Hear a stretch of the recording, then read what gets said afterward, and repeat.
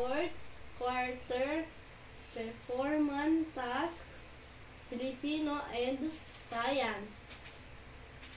Magandang umaga po, Luzon, Visayas, Mindanao. Ako po si Alia Luis V. San Pedro at ito ang ulat panahon. Ngayon, araw ng Sabado, April 27, 2024.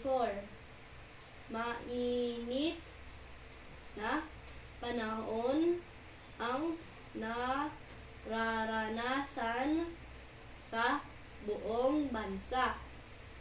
Naaabot na 43 degrees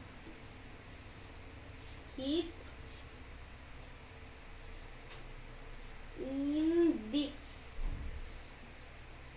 Kaya pinag-iingat ang ating mga kababayan. Mainam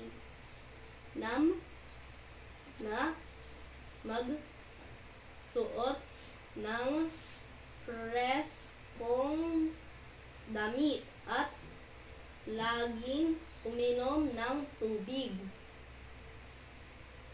upang maibsan ang mainit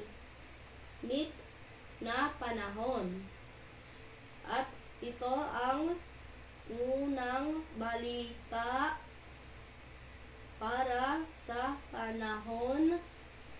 Nag-ulat Alia Luis V. San Pedro.